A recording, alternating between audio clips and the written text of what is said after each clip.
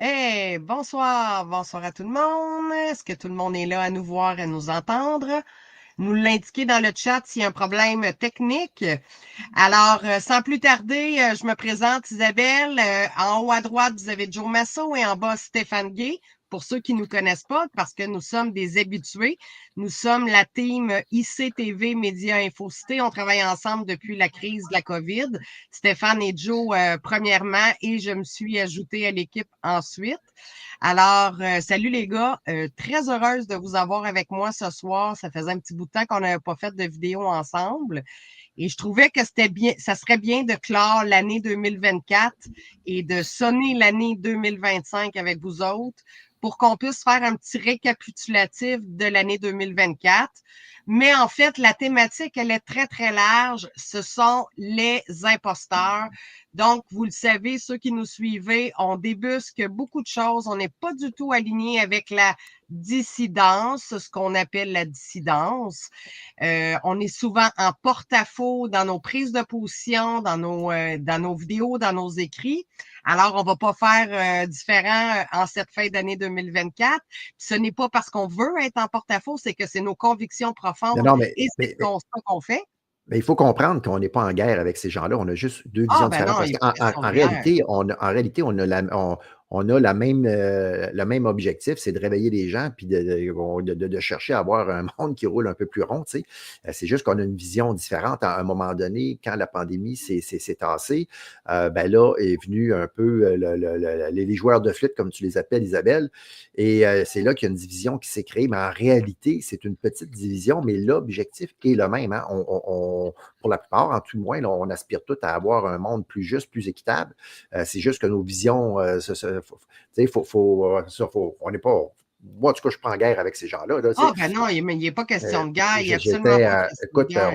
on avait un party hier avec des amis, puis dans la gang, il y en avait beaucoup qui étaient pro Donald Trump, qui le défendaient bec et ongle.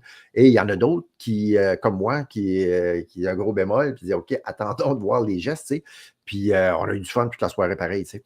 Fait que Ah, c'est pas, absolument. c'est ça, il faut juste Absolument, mais remettre les choses ça en prend de la perspective. maturité. Ça prend de la maturité pour être capable de concilier deux positions quand même diamétralement opposées. Moi, dans mon cas, Donald Trump, il est casé, puis il n'y a pas de retour Ça en fait arrière. dans ton cas, ça fait quand même assez longtemps, je pense, là, 2018, je pense même déjà. Avant la pandémie, tu avais réglé son cas assez vite. Là.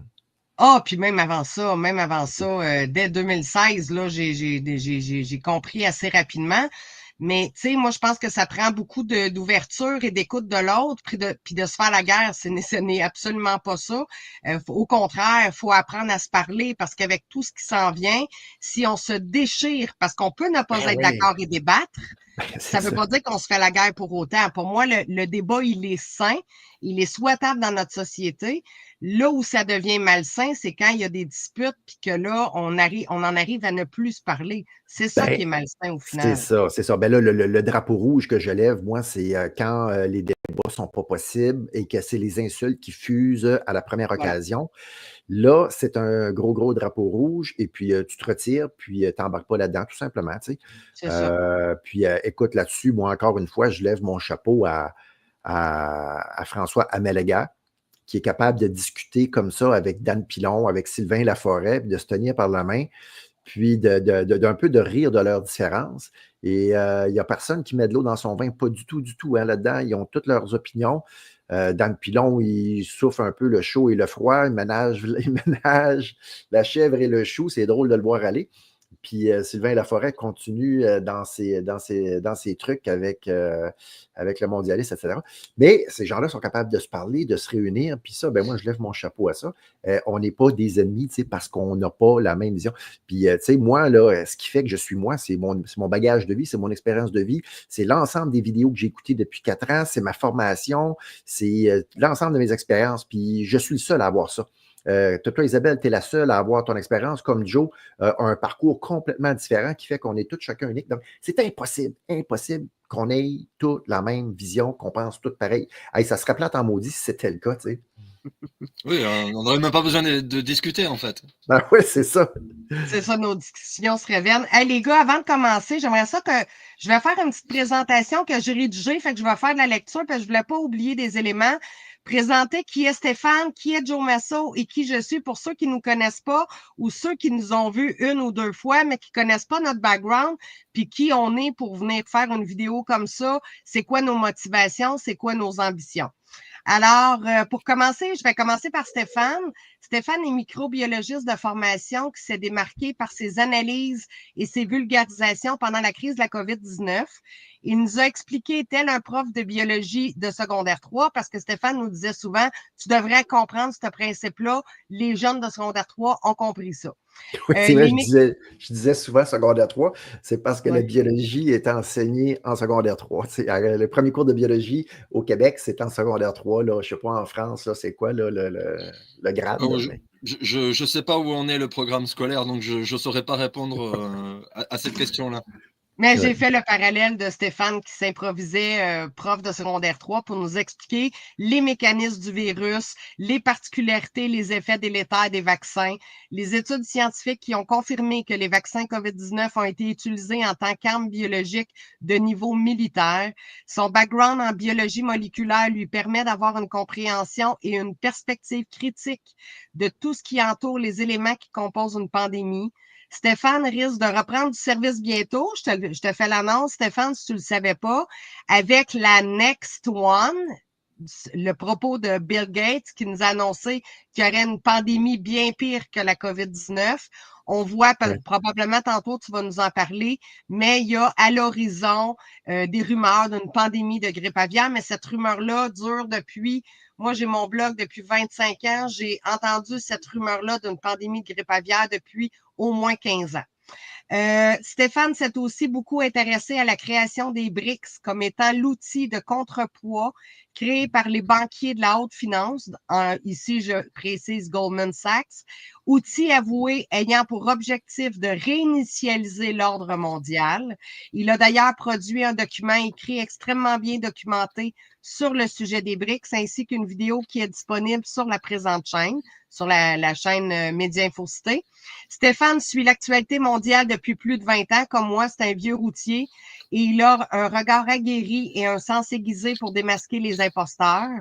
Il invite toute personne à avoir une préparation pour faire face aux défis d'un futur proche, à être prêt à faire face à un effondrement programmé et contrôlé de notre société. Stéphane, est-ce que tu trouves que je dépeins assez bien ton travail sur le web? Ah oui, tu as bien fait ça. C'est pas pire, hein? Joe Masso maintenant, musicien, compositeur de métier, traducteur bénévole d'un nombre incalculable de documents et de vidéos de grande qualité. Il s'est particulièrement illustré par ses recherches approfondies et ses vidéos concernant les dessous de l'opération militaire Warp Speed, la fameuse opération de création du vaccin COVID-19 en accéléré, créé par Donald Trump. Il a multiplié les exposés concernant les personnages de l'entourage proche du président Trump, tous issus du marais crasseux.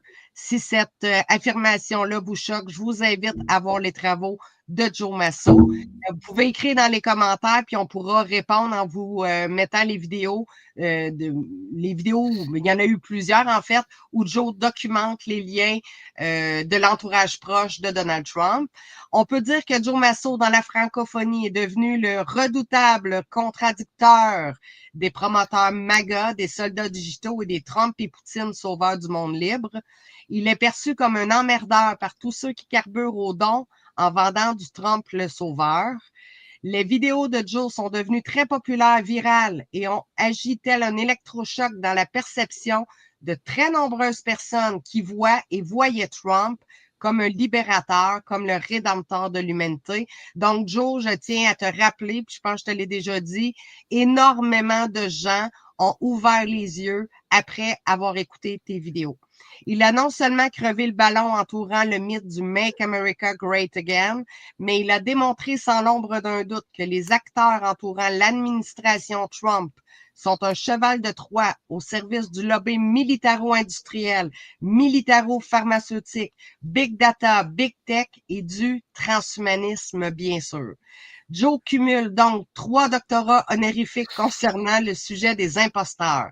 Le constat de Joe, libérez-vous des institutions publiques et privées et cultivez votre autonomie et une connexion véritable avec Dieu. Joe, est-ce que ça te dépeint fidèlement? Oui, dans la mesure où j'ai contribué effectivement à faire ces choses-là. Effectivement, après, je suis pas à l'origine de bien des documents dont je me suis servi et je dois d'abord rendre grâce à mes sources. Euh, Beaucoup de gens avaient remarqué ces choses-là. Ce que j'ai fait, c'est surtout une analyse qui réunit un petit peu tout ce monde-là. Donc, c'était surtout un travail de composition et de syntaxe finalement de l'information. Mais Ouais, mais c'est un travail énorme, là, Joe, là. sinon, pour le C'est reste, des heures et voilà, des heures de travail. j'ai pas de gros diplôme, donc ça me va d'avoir des doctorats en trumpologie, c'est bon. C'est bon, hein? Pour ma part, ben, j'ai créé mon premier site web en janvier 2000. Ben, en fait, c'était pas, oui, c'était un forum suivi d'un site web avec le thème de la matrice, un film qui m'avait marqué. Et je n'ai plus jamais cessé de m'intéresser à l'actualité mondiale et géopolitique depuis tout ce temps-là. Entrant dans ma 25e année maintenant en tant que blogueuse, mon blog Conscience du peuple mis en place en 2011 parce que j'ai eu plusieurs plateformes, mais celui que j'ai mis en place sur Blogueur en 2011 contient 12 000 articles et comptabilise 2 millions de vues. C'est pas des vues uniques, mais quand même 2 millions de vues. Malheureusement, je suis soumis à un très sévère shadow ban sur mon blog et sur toutes nos plateformes confondues, surtout sur X Twitter. Nous avons perdu notre chaîne YouTube suite à la publication de la série de Joe Masso, Apocalypse d'un trompettiste. Cette vidéo-là nous a valu la suppression de notre chaîne YouTube sans aucun appel. On a perdu tous nos abonnés, tout notre travail, toutes nos vidéos. On avait des sauvegardes, bien sûr, mais ça l'a suffi à à éliminer notre chaîne YouTube qu'on a repris avec celle sur laquelle vous nous écoutez aujourd'hui. Moi, rapidement, ben, j'ai écouté les cassettes du père Régébal quand j'avais 15-16 ans. Il parlait de la franc-maçonnerie, il parlait de la marque Labeille, de l'Antéchrist, des cellules de pouvoir qui régnaient sur le monde. Je comprenais absolument rien dans ma petite tête de 15-16 ans, mais dans la vingtaine, j'ai été initiée à nouveau à ce type de documentation-là et c'est là où je suis tombée complètement passionnée et j'ai développé beaucoup comment je dirais, d'expérience pour faire la lecture de ce qui se passe dans l'actualité mondiale. Ça ne veut pas dire que je me trompe pas, mais je pense que j'ai développé un certain flair parce que ça fait 20 ans que je fais ça. Moi, je suis à l'époque des Alex Jones, dans les débuts d'Alex Jones, de David Icke. J'ai rencontré David Icke et très vite, j'ai compris qui étaient ces hommes-là, des joueurs de flûte. Et mon principal intérêt, c'est la géopolitique, l'effroyable imposture qui se met en place actuellement pour tromper principalement les chrétiens, mais aussi tous les individus. La mise en place d'une contrefaçon du millénium décrit dans Ésaïe et Apocalypse 18, soit par l'ère messianique, le grand Israël, la reconstruction du temple. Je vais en parler peut-être un petit peu tantôt, l'âge d'or qui est prononcé par Donald Trump. Donc voilà, moi j'appelle les gens à un grand discernement parce qu'on est dans une ère de grands mensonges. Voilà. Alors Joe, tu veux-tu commencer par nous dire, t'en es où en cette fin 2024 dans ton Euh, constat de la vie? bah, C'était une année productive, forcément, hein. Le fait que mes travaux intéressent déjà divers médias en France, en Suisse, à la suite de la première intervention que j'avais fait donc sur ICTV, l'Apocalypse d'un trompettiste déchu, ça a effectivement précipiter ce regard-là à travers les réseaux résistants français. Donc bon, de ce point de vue-là, le bilan de l'année est très très bon parce que j'ai pu faire ce que je pouvais, c'est-à-dire du mieux que je pouvais, hein. Ça reste humble bien entendu, mais j'ai pu faire du mieux que je pouvais, c'est-à-dire communiquer en tout cas une certaine forme d'observation qui s'émancipe le plus radicalement possible des visions qu'on a hérité en fait des institutions, des psyop et de nos habitudes en fait pour critiquer le système, l'observer, essayer de voilà d'émettre une critique sur les méthodes du pouvoir. Donc de ce point de vue-là, je suis très content. Je pense que ça a profité à beaucoup de gens. J'ai été cité de nombreuses fois, donc forcément pour moi qui était inconnu en fait au final il n'y a pas si longtemps, je me dis que certainement ça veut dire que j'ai fait un bon travail, même si c'est probablement perfectible.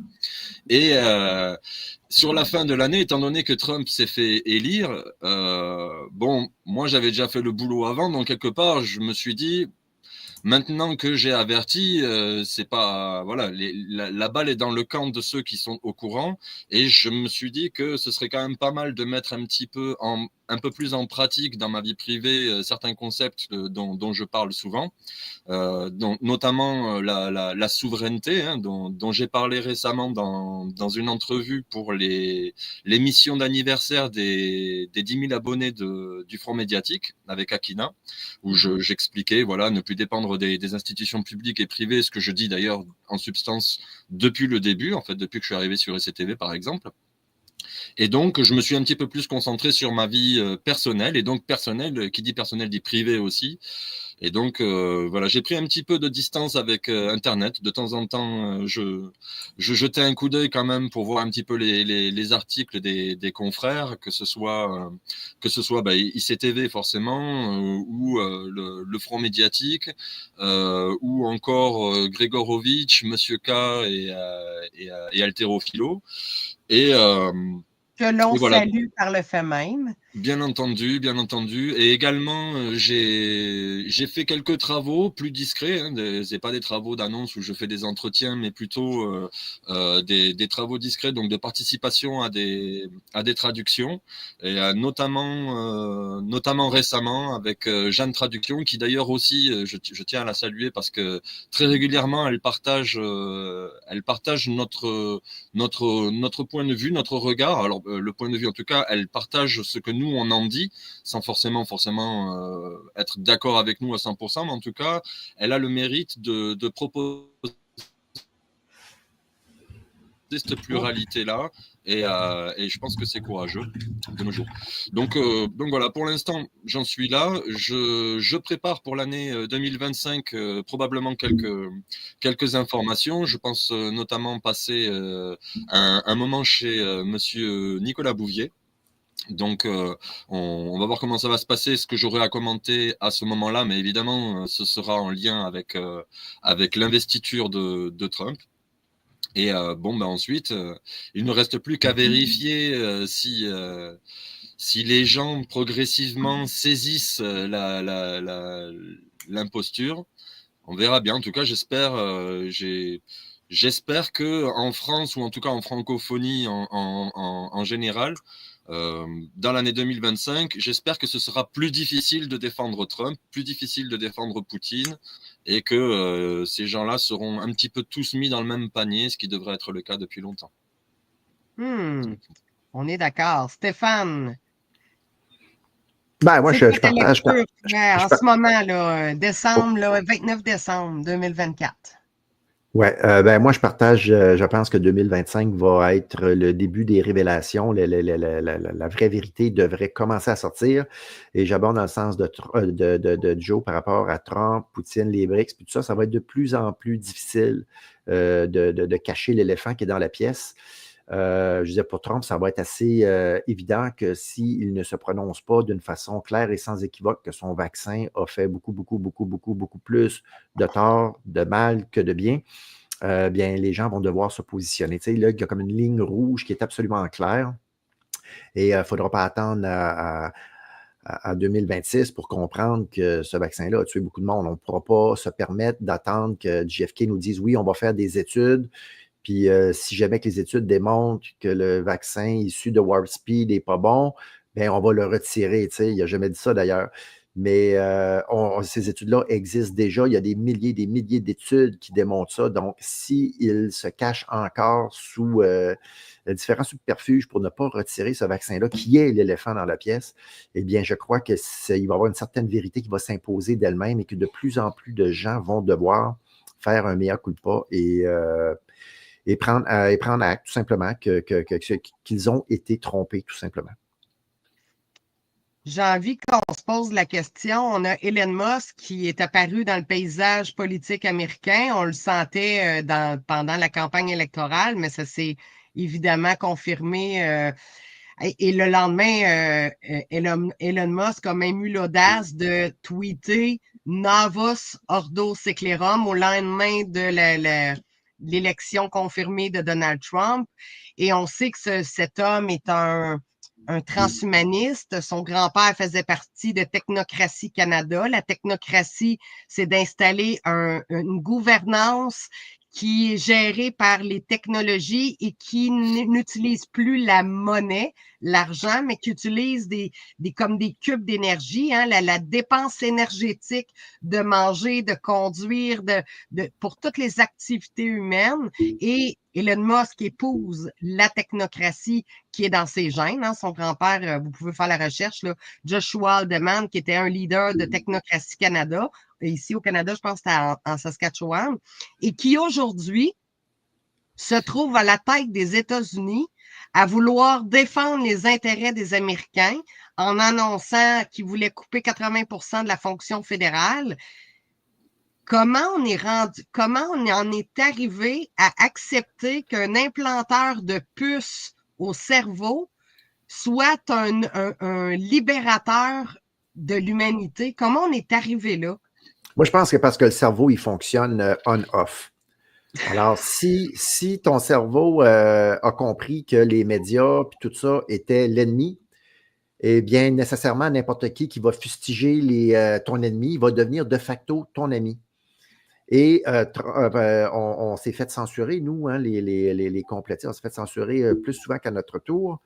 Et là, tu as quelqu'un qui s'en vient redonner accès via Twitter, X, à une certaine forme on est capable de dire ce qu'on a envie de dire sur la gestion de la pandémie, sur l'innocuité des vaccins, entre autres, et on ne se fait plus censurer. Donc, il devient un peu comme un héros. Et c'est souvent suffisant pour dire, OK, j'ai plus besoin de réfléchir un peu plus que ça. Ça s'arrête là. Alors ça, je peux donner l'exemple avec Elon Musk, mais Donald Trump est celui-là qui a fait le plus de tort aux médias, si on peut dire. Hein? Alors, c'est lui qui a fustigé les médias, les fake news, qui a popularisé ça. Quand on voyait tous les médias mainstream tomber sa tomate à Donald Trump, ça renforçait le personnage, hein, ni plus ni moins. Et c'est ça. Je pense que les gens ont juste arrêté là. Et puis, à partir de ce moment-là, ton camp est choisi. Et je ne sais pas comment on appelle ça, mais c'est des billets de sélection. Hein. On a tendance à confirmer à retenir ce qui fait notre affaire, ce qu'on a compris. Parce que ça demande beaucoup d'énergie de cerveau pour désapprendre ce que tu as appris pour apprendre d'autres choses. C'est vraiment difficile, ça. C'est vraiment difficile. Puis ça, tout le monde est comme ça. Gérer l'anxiété qui vient avec, Stéphane, parce que si tu admets que Donald Trump n'est plus le libérateur, qu'Elon Musk n'est pas un libérateur, au contraire que ce sont des imposteurs, qu'est-ce qui te reste comme solution? Donc là, c'est de faire face à ce vide intersidéral, là. Et c'est là, moi, je pense que la switch off se met en place. C'est du déni psychologique, puis c'est un reset de protection, là. Effectivement, parce que si tu n'as plus ce rempart-là, comme tu dis, c'est le vide sidéral. Donc, tu tombes dans un gouffre sans fin, et puis il n'y a rien de joyeux, là. Non. Et écoutez, moi, le remède à cette portion-là, le remède est assez facile. C'est qu'il faut se préparer. À partir du moment où tu te prépares, tu dis, OK, regarde, le vide sidéral, il est là. Si je tombe dedans, je suis bien m'organiser pour me traîner mon parachute avec moi, tu sais, puis moi l'ouvrir, tu sais. Mais c'est ça un petit peu la préparation, c'est pour s'empêcher de tomber dans le vide sidéral. Et il y a plein de personnes qui ne se préparent pas à cause de ça, tu sais. Moi, je pense que toute cette espèce de spectacle-là qui est mis, parce que c'est un spectacle, je crois que Henry Kissinger avait dit en 2001 ou quelque chose comme ça, il dit le nouvel ordre mondial, il va réussir que si tous les gouvernements et tous les peuples y adhèrent. Donc, on n'a pas le choix d'y adhérer. Et là, ils savent, là, on a 20% de récalcitrants, de 20% de gens qui se posent des questions, puis qui disent non, écoute, j'adhère pas. Donc, Donald Trump, Elon Musk et compagnie, c'est là pour ramasser les dissidents, puis en faire des dociles. Hein? On va les convertir en moutons dociles pour qu'ils rentrent dans la cage à homards. Puis Donald Trump, il dit oui, écoute, je fais des échecs en 10D, là, ne vous en faites pas. Rentrez dans la cage, je vous le promets, je ne fermerai pas la porte. Tu sais. Ah, c'est beau, regarde, il nous demande de rentrer dans la cage. Puis là, il faut que tu fasses confiance jusqu'à la dernière seconde qui ne te donnent pas un petit coup sur la corde. Puis alors, moi, je veux dire, rentrons pas dans la cage. Rentrons pas dans la cage. Demandons à ces gens-là de rendre des comptes. Tout simplement. Joe, tes lumières?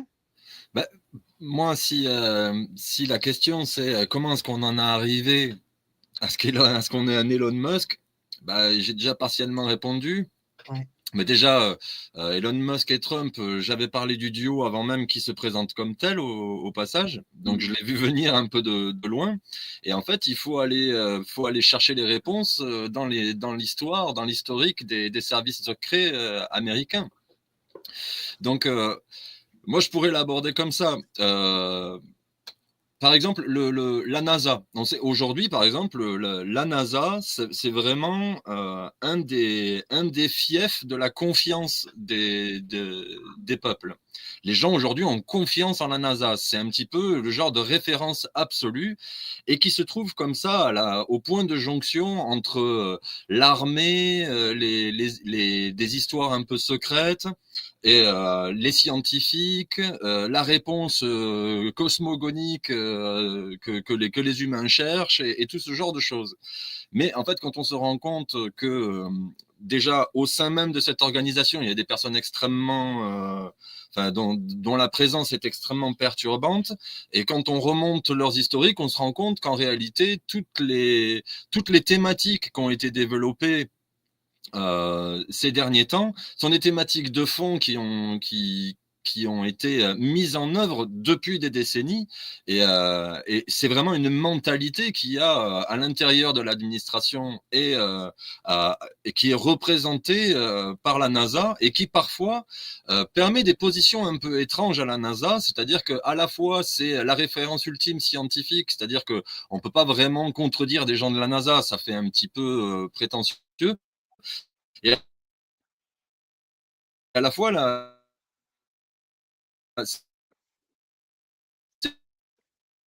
Joe, ça lag un peu. On va te reprendre, j'imagine. Oh, c'est là, la Joe, NASA qui. on Vous t'a me dites perdu si un ça. peu, Joe. Ouais, On t'a c'est bon, perdu. ça marche de nouveau? Ouais, là, c'est bon. Très bien, très bien. Donc en fait, pourquoi est-ce que je parle de la NASA? C'est parce qu'il y a pas si longtemps, j'ai parlé d'un document qui a été mis en ligne. Enfin, le document est un PowerPoint qui a été présenté par un certain Denis Bushnell, qui était le chef du centre de l'anglais de la NASA, en fait. Donc c'est un centre de recherche. Hein. Aujourd'hui, il est retraité depuis 2023, après 60 L'anglais, ans de c'est pas la service. CIA, Joe? Non, c'est le centre c'est un centre de la NASA, Denis Bushnell. C'est un Ah, des responsables de la NASA. OK, OK. Et donc, il fait des conférences, dont le fameux Circa 2025, dont j'ai plusieurs fois parlé. J'ai même présenté une petite vidéo qui le présentait, qui est pas très complète. Donc, j'ai entrepris de traduire le document. Et donc voilà, d'ailleurs récemment, il faisait des conférences, il proposait sa vision des choses concernant le réchauffement climatique, par exemple lors de l'événement Future in Review conférence. Donc voilà, si jamais ça intéresse des gens d'aller retrouver à peu près qui c'est. Et il faut savoir que ce Denis Bushnell, par exemple, qui a travaillé 60 ans à la tête du centre de recherche de l'anglais, eh ben, est en pamoison en fait devant Musk. Ils partagent la même vision transhumaniste et le même goût pour la sensibilisation aux problèmes dans lesquels ils nous entraînent pourtant eux-mêmes. Par exemple, Musk avec l'IA. Hein. Musk qui prévient, attention, l'IA c'est dangereux, on court un très grand risque. Et bon, ben, le lendemain, il dit, je vous présente une IA, voilà, on va utiliser l'IA maintenant.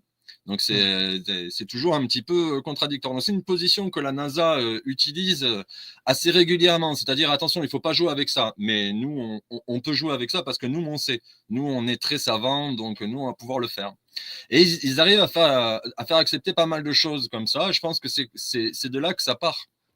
C'est de là que ça part cet esprit qui permet à un Musk aujourd'hui, qui évidemment travaille très en lien avec la NASA, hein, ne serait-ce que pour faire marcher SpaceX, Starlink, la capsule Dragon, là, puisqu'il chevauche le Dragon. Hein. J'invite les gens à aller se renseigner sur Apocalypse 10, 9 7, 8 et 9 pour aller parler, pour voir ces histoires de dragons, ce qu'en dit la Bible.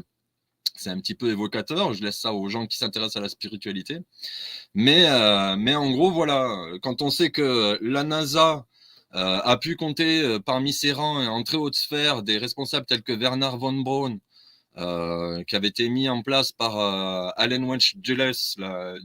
D'ailleurs, je ne sais pas comment on prononce, si on prononce Dulles ou Dulles, je pense que c'est Dulles d'ailleurs. Et en gros, le Deep State est là. On est déjà connecté avec la CIA, donc NASA, CIA. Tout à l'heure, tu demandais si l'anglais c'était pas la CIA, mais de toute façon, c'est la même chose puisque l'intelligence est centralisée en fait. Absolument. Et ce, depuis bien avant la CIA, hein, puisqu'il y a eu l'OSS avant.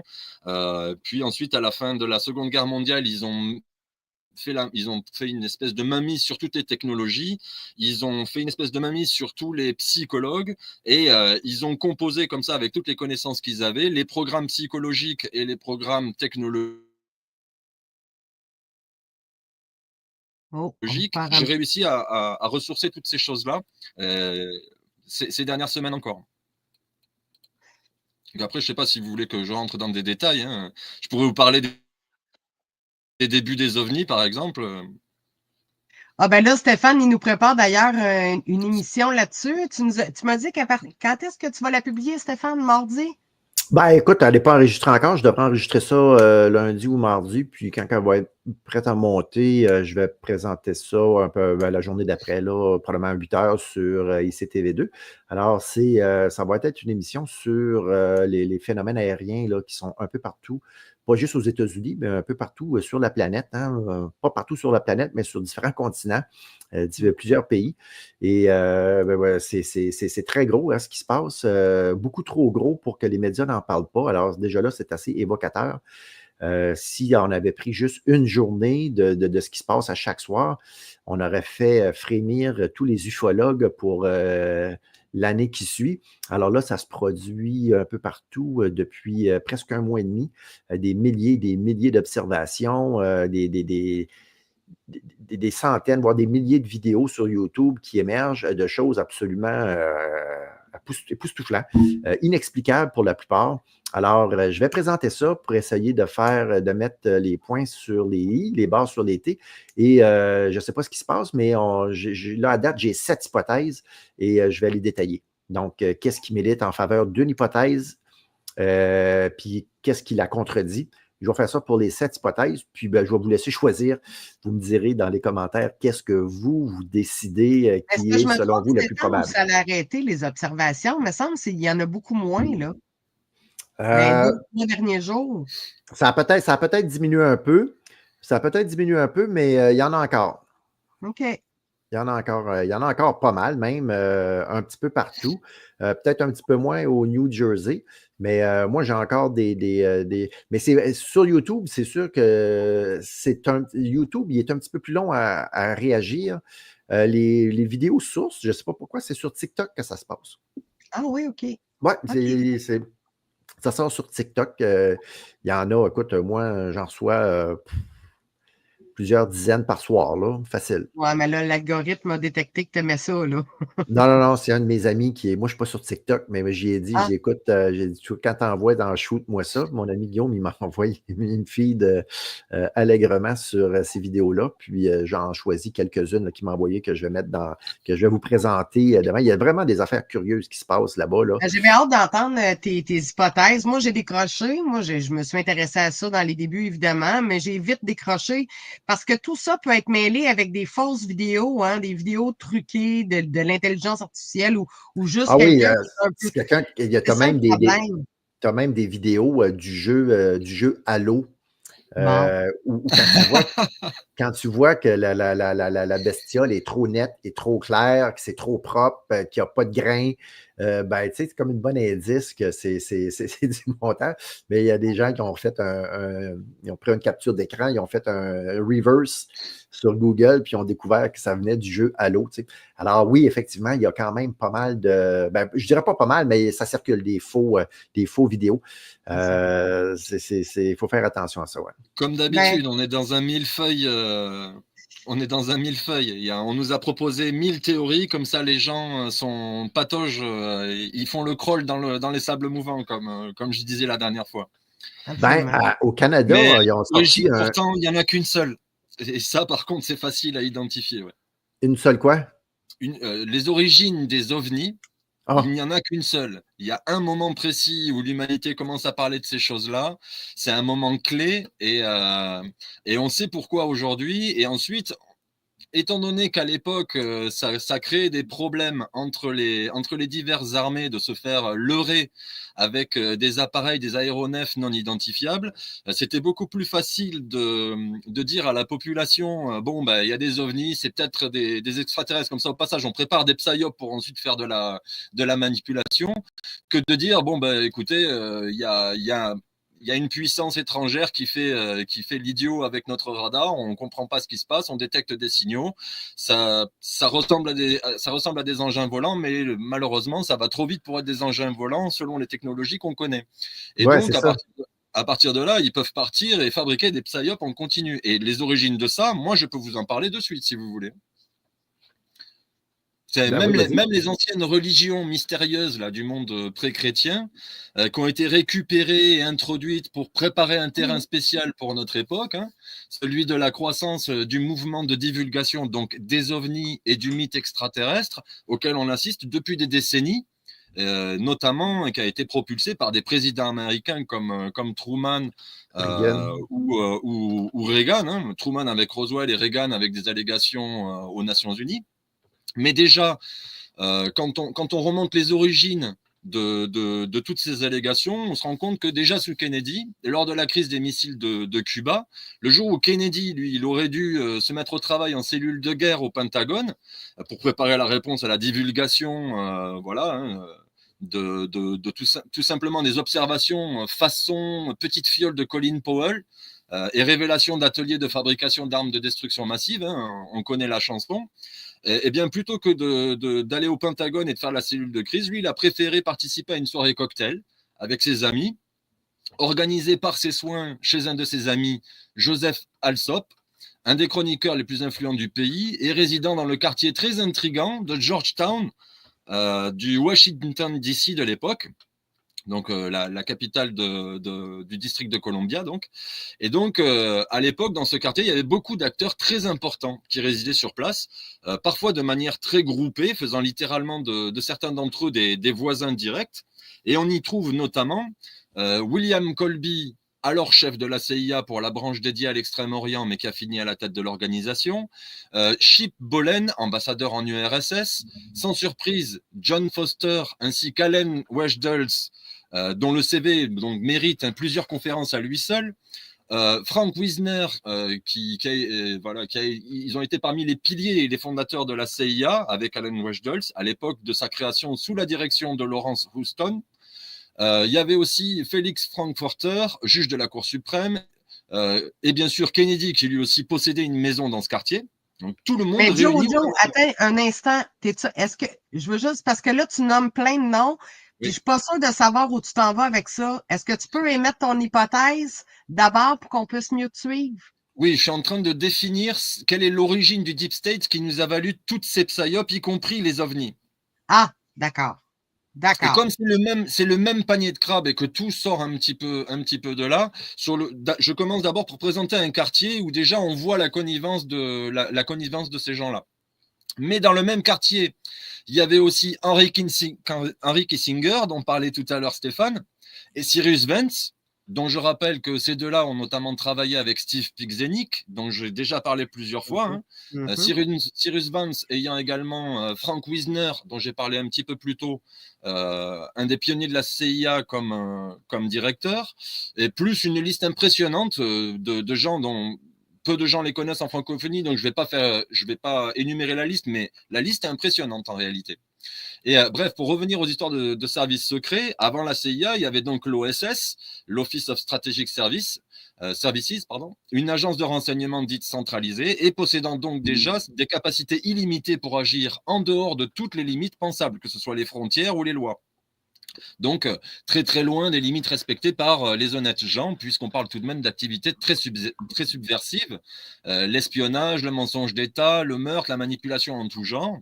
Et donc, ces gens ne s'encombrent d'aucun décalogue et invoquent les fameux intérêts supérieurs de la nation chaque fois qu'il leur faut se justifier d'une atrocité. C'est pas moi, c'est le peuple américain qui est responsable, puisque c'est dans son intérêt. Alors évidemment, on se demande de suite qui rend compte de cette décision de qualifier leurs méfaits d'opération d'intérêt commun, surtout dans des affaires censées être précisément non connues des masses, puisque réservées au cadre des opérations secrètes. Donc ça peut Mais pas là, être dans dans le fond, l'intérêt du Joe, peuple qui ne le sait pas.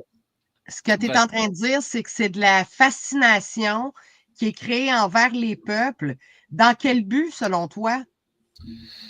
Ben, il y a plusieurs motivations. Une des premières motivations, c'est tout simplement pendant la guerre, déjà, le rapport de force entre les armées et diverses tentatives d'échapper aux technologies qui permettent de détecter, donc le radar, et qui permettent de brouiller les radars pour ceux qui en ont. Donc de faire des faux positifs, finalement.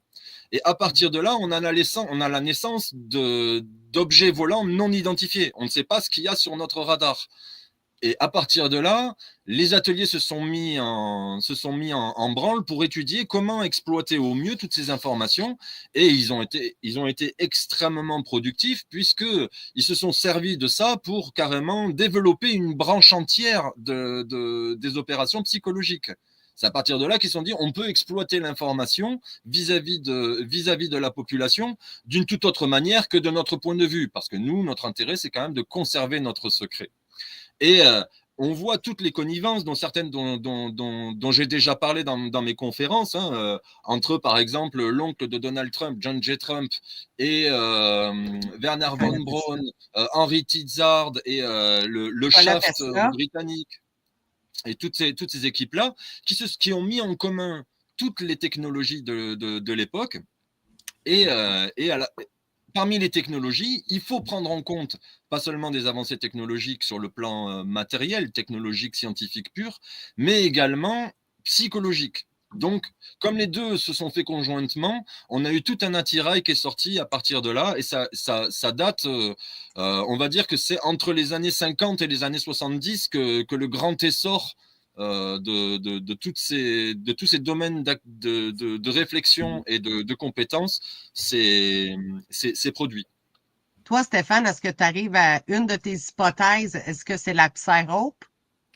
Ben, c'est certainement une psy-hope, ça c'est sûr et certain, mais je ne pense pas que dans mes 7 hypothèses, là, je pense qu'il faudrait en mélanger 2 ou 3. Contrairement à Joe, moi je pense que c'est possible qu'il y ait de vrais extraterrestres, de vrais aliens qui pourraient expliquer ce qu'on voit. Il y a des choses qu'on voit qui ne peuvent pas être expliquées uniquement par un faisceau lumineux, une projection laser qui provient du sol ou qui provient des satellites. Donc, il y a des choses. Mais encore là, tout peut se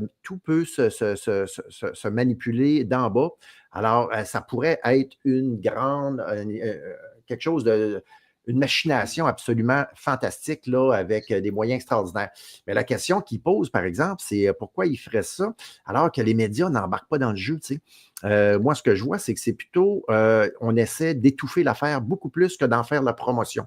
Alors ça, c'est assez spécial, ça. Oui, mais ça crée un mysticisme, c'est comme justement.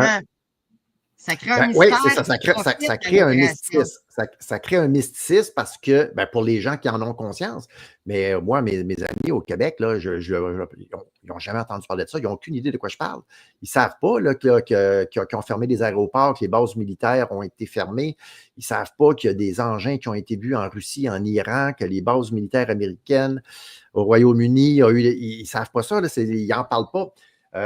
C'est les médias locaux dans le New Jersey qui en parlent, la FBI, le Pentagone s'est prononcé, mais ça ne fait pas grand bruit, je trouve. Alors, mais peut-être que 2025 n'est pas arrivé encore. Là. Donald Trump n'est pas encore intronisé sur son trône. Alors, peut-être qu'il y a quelque chose de plus gros qui s'en vient là-dessus. Écoute, les hypothèses, on peut... Il n'y a que ça. Moi, je suis sûr d'absolument rien. Là. Je suis sûr d'absolument rien. Sauf que c'est difficile de voir quand tu regardes une vidéo, de dire, OK, ça c'est vrai, ça c'est pas vrai, ça c'est... Mais quand tu vois, écoute, écoute, tu as vu, là, je t'en ai envoyé des vidéos, Isabelle, quand tu vois, là, puis c'est pas rien qu'à une place, là, tu vois les lumières de toutes les Tesla qui se mettent à flasher. Je ne sais pas si tu les as vus dans le stationnement, qui est resté, ça me fait penser au film, mais ça peut dire c'est une psy-up, tu sais. C'est le film Civil War, tu sais, où ce que tu voyais, toutes les Tesla s'embriquer dans un mur, là, sur le chemin. Ah oui, tu sais, c'était-tu de la programmation prédictive? Tu sais, c'est peut-être la première étape. Non, c'est le film, c'est pas Civil War, c'est le film C'est pas Civil d'Obama. War, non, c'était quoi le film de Michelle Obama, là? De Barack puis Michelle Obama, là, c'était, je me Pas rappelle du plus. titre, là, mais c'était précisément ça. C'était bien avant. Ouais, puis il y a des vidéos où il semble y avoir des communications avec des orbes, probablement des coïncidences. C'est probablement des coïncidences. Il y a des lumières qui se mettent à flasher de façon complètement désordonnée dans différentes villes, même sur différents continents, où tu as des enseignes là, qui sont supposées d'allumer tout ensemble, des néons. Tu sais, t'as pas. Et là, ça se met toutes Mais les lettres. la technologie, elle est décrite. Je la connais, la technologie qui peut faire ça. Hein. Les armes à énergie dirigée, c'est documenté. On sait faire ça aujourd'hui. Oh, et oui, c'est tu peux l'armée envoyer un elle-même champ qui magnétique. grille la chose. Donc, si tu veux, je pourrais te renseigner. Si tu t'en vas avec un fluorescent. On peut même imiter une signature. On peut imiter une signature électromagnétique d'un engin très précisément. Et ça se trouve par exemple dans un document qui s'appelle un opérationnel. Je vais trouver ça. Tu peux continuer, je vais trouver ça immédiatement. Alors, il y a beaucoup de. Ouais, je voulais dire, tu peux prendre un fluorescent puis l'amener en dessous d'une ligne d'Hydro-Québec, là, les 750 000 volts, là, et le champ magnétique de la ligne de haute tension va faire allumer ton fluorescent. Donc, en envoyant des champs électromagnétiques, tu peux faire ça. De faire clignoter juste les 4 flashs d'un Tesla, bon, ça, c'est du bidouillage. Mais à peu près. Écoute, même les orbes lumineuses, qui seraient probablement des boules de plasma, je veux dire, on est capable de faire ça depuis 2021. On est capable de faire ça. Alors, de là, faire communiquer cette boule de plasma-là avec des observateurs au sol, c'est inexplicable, à moins qu'il y ait connivence, là, que ce soit un gros show, un gros spectacle. Là, tout ça est possible, étant donné que, tu sais, moi, je n'étais pas là, j'en ai pas filmé, j'en ai pas vu, je ne peux pas authentifier rien. Il y a différentes vidéos qui circulent d'un espèce de d'orbe qui aurait été s'encastrer dans un arbre. On le voit très bien, c'est très clair. Tu vois l'intérieur et ça bouge. Écoute, quand je vois ça, je dis ça se peut pas, ça se peut pas, mais il y en a plein de monde qui l'ont filmé. Alors, est-ce que c'est tous des agents de la CIA qui sont au sol, qui mettent ça? Tout est possible, c'est possible de faire ça. Alors, il n'y a absolument rien pour dire tu conclus à 100 000 à l'heure. C'est sûr que si tu regardes, en tout cas, je vais en parler dans mon vidéo, là, les plus puis les moins. Puis, il y a des gens qui pensent que les extraterrestres n'existent pas. À partir du moment où les extraterrestres, tu penses qu'ils n'existent pas, bien là, le biais de confirmation que je parlais tout à l'heure embarque et on va sélectionner tous les arguments puis on va laisser faire les autres. Moi, je pense qu'il faut aller chercher, ouvrir le spectre puis aller regarder tout ce qui est possible. Et après ça, on ne peut jamais prouver l'inexistence de quelque chose. Hein? En philosophie, c'est un concept qui est nul. Tu ne peux pas prouver quelque chose qui n'existe pas. Ça ne se fait pas. Donc, à partir de ce moment-là, il faut ajuster nos flûtes puis d'essayer de voir un petit peu plus large. Tout à fait. Et là, donc, derrière moi, hein, ce que vous pouvez voir, c'est donc des rapports d'armée qui détaillent tout simplement la technologie qui leur permet de faire des projections qui marchent un peu comme un leurre, en fait, hein, tout simplement. Et c'est à partir de ces technologies qui sont effectivement employées pour faire des psyops. C'est écrit en toutes lettres dans le document. Ce rapport-là est extrêmement long. Hein. Là, je vous ai juste mis une capture d'écran, mais en réalité, il y a quand même, c'est quand même quelque chose d'extrêmement complet. Et donc, je pourrais évidemment pas détailler toutes les technologies qu'il y a là-dedans, mais on trouve là-dedans beaucoup d'informations pour répondre autant aux uns qu'aux autres, en fait. Hein. Hey Joe, peux-tu remonter en haut de ton document? C'est écrit Air Force 2025. C'est récent comme document quand même? Celui-là, il me semble qu'il est de 2016. Parce qu'en haut, c'est écrit 2025. Clair, ouais. Non, Ouais, c'est une projection sur 2025. Hein. Une C'est projection, sorti en OK. 2016. C'est-à-dire que OK. c'est comme le Circa 2025. Ce sont Ouais. des gens qui se sont mis en tête d'anticiper les technologies et la nature des conflits dans l'avenir. Le Circa 2025, c'est un petit peu le même processus. C'est-à-dire que Bushnell, il arrive. Alors, c'est un gars de la NASA. Hein, c'est pas un gars de. Normalement, on s'attend pas. Le gars, il est censé aller coloniser Mars. Il est censé fabriquer des fusées. Il n'est pas censé nous préparer à une guerre mondiale. Bon, ben, tous les services ont fait une projection sur 2025. Donc c'est pour ça que c'est le Circa 2025, c'est le Unoperational Analysis for Air Force 2025. Il y en a toute une catégorie comme ça. Là, j'ai un contact sur X qui s'appelle Noyau Pêche, qui récemment a remarqué la chose. Il a fait un petit peu un concentré comme ça de tous ces documents. C'est un bon compte Twitter. Si jamais vous voulez aller le suivre, n'hésitez pas. Et qui est d'ailleurs très en pointe aussi sur les histoires du 11 septembre. Et donc, on voit qu'en fait, à une époque, tous les services secrets ont fait une espèce de coalition. Et là, je parle quand même de grosses coalitions. Euh, euh, ça coupe. le Circa 2025, là, sont cités dans le document. C'est-à-dire qu'on a un petit peu tout le monde. Hein, c'est tous les services d'élite y sont, et tout le monde travaille pour déterminer quelles seront les projections pour la guerre en 2025. Donc, quel sera le cirque en 2025?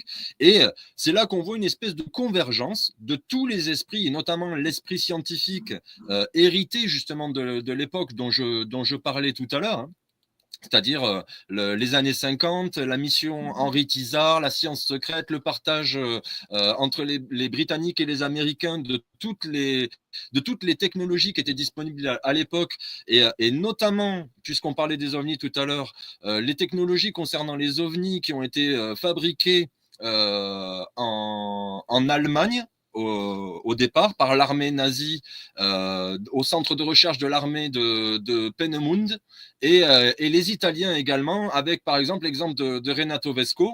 Et tout ça, ça date des années 30, ça a été développé dans les années 30. Et quand les gens sont tombés dessus derrière, ils se sont dit, ah mais ce sont des ovnis. Non, ce sont des scientifiques qui ont fabriqué des objets, qui cherchaient d'abord à essayer d'avoir un bord d'attaque dans l'air qui fend mieux l'air, et donc pour éviter d'avoir la résistance en plein vol, et qui cherchaient à faire de la furtivité pour éviter d'avoir des signatures radar trop évidentes. Et donc, c'est de là que tout cet esprit, en fait, part, aussi bien dans la psychologie que dans les technologies. Et c'est ce qu'on retrouve aujourd'hui. Évidemment qu'un Elon Musk fait partie de toute cette gang, puisque il s'agit ni plus ni moins que des services américains qui ne se sont jamais trahis eux-mêmes ou dénoncés eux-mêmes sur toutes les affaires dont on a entendu parler. Depuis Laurence Rockefeller qui finançait certains travaux, par exemple, de la CIA, du MI6, avec Carl Jung, enfin bref, la quantité de gens, H.G. Wells, pareil, H.G. Wells qui a fait la diffusion du meilleur des mondes comme une psyop. C'était une psyop officielle à l'époque. Ouais, y en a. ouais, c'est ça, ouais. Comme 1984 aussi, hein, qui était une psyops ou une prédiction, une programmation prédictive, je ne le sais pas. Mais dans le phénomène OVNI, je veux dire, tu ne peux pas prouver que ça n'existe pas. Il est là ton problème, Joe. Mais non, moi, je ne l'argumente pas du tout là-dessus. Je vais te rassurer de suite, Stéphane. Pour moi, les extraterrestres, pour moi, c'est obligé qu'ils existent. Pour moi, c'est obligé. C'est-à-dire que je ne suis pas du tout un négateur des extraterrestres. Ce que je nie, c'est qu'il y a une intervention d'extraterrestres sur Terre à cette époque de l'histoire. Aujourd'hui, ouais, c'est ça. Et là, ce serait très compliqué d'expliquer, mais j'ai aussi des explications pour pouvoir... C'est ça. Je pense que le plus raisonnable, c'est d'aller chercher toutes les autres explications avant de confirmer que l'hypothèse extraterrestre. Sauf que quand tu regardes l'ensemble des événements, l'hypothèse extraterrestre s'encastre bien dans ça. Et encore une fois, ça prouve absolument rien. Mais s'il n'y a pas d'extraterrestre d'impliqué là-dedans, ça veut juste dire que la machination, le PSYOPS est magistral, il est très, très bien orchestré et ils sont capables de le faire. Technologiquement, là, avec les orbes, ça existe. Ils sont capables d'en faire. Ils sont capables de mettre des observateurs au sol pour créer des vidéos qui ont besoin qui soient propulsées. Ils possèdent YouTube qui sont capables de mettre ça dans les algorithmes de ceux qui s'intéressent à ça pour influencer les esprits. Ils sont tous capables de faire ça, ça c'est sûr et certain. Puis je pense qu'il y a un objectif majeur. C'est le plus probable. C'est le plus probable, à mon avis. Ouais. Puis Puis, tu sais, l'objectif est d'en arriver à un nouvel ordre mondial, mais ça dépasse beaucoup un nouvel ordre mondial politique.